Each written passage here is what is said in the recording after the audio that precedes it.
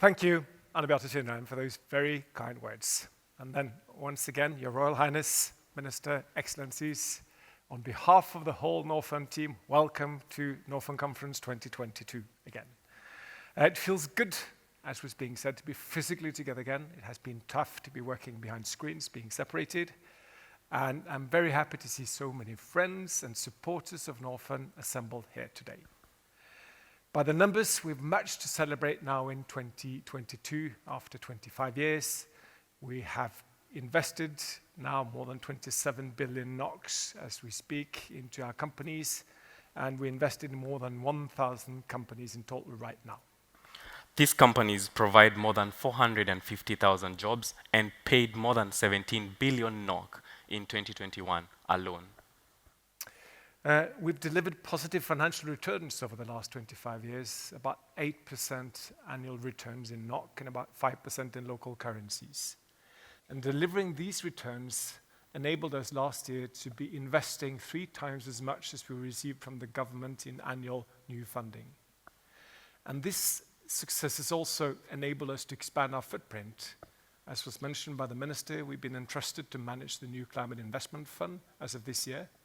So, having delivered development impact over the last 25 years, we shall now also be helping to address the climate crisis.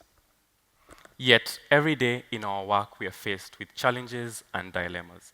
Africa has a huge potential for agriculture. Yet, Norfund has struggled with many of its investments in this sector. Can we somehow make a lasting difference in African agriculture? We are set up to invest where others might not, due to the high risks involved, such as in the least developed countries.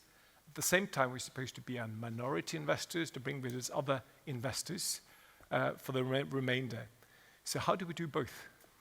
Our mandate is to deliver development, job creation, and impact. But we should also have healthy financial returns. What does it take to combine the two?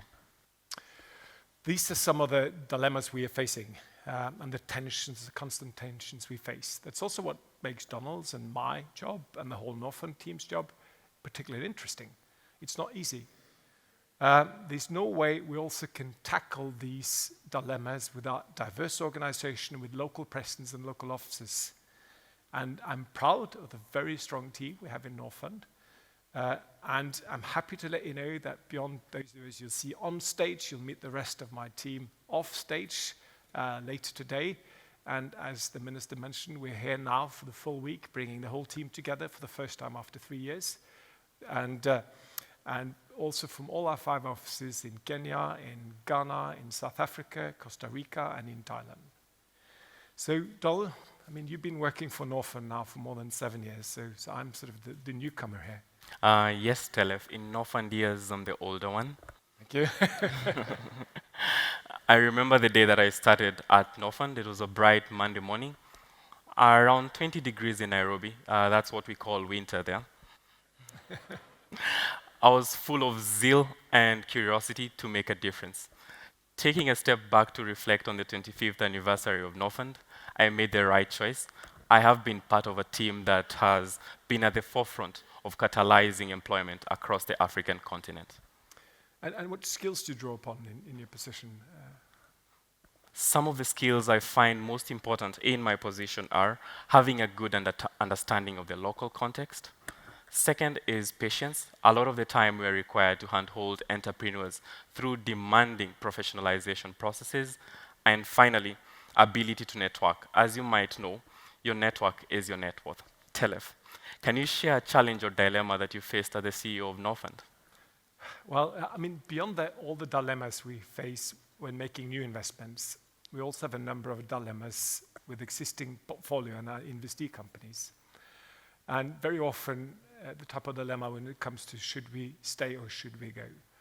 And for instance, the recent crisis in Myanmar has highlighted these type of dilemmas. We have over the years invested into energy provisioning and into large financial institutions in Myanmar. We could now, in this time of crisis, sell our holdings cheaply to the military junta or to investors disregarding human rights. But would that make the destitute population of Myanmar any better off? There's no obvious right answer to that. This is one example at the extreme end of the spectrum of the many challenges and dilemmas that we see in Norfund. Grappling with them, navigating the uncertainties, and working to solve them is at the core of our mandate. Investing where we are most needed and where we can make the most difference. And to help us navigate these dilemmas and challenges throughout the day, and also to take us through today's program, I'm happy then to hand it back to our capable conferenciers, Elida and Nahum. Please, thank you.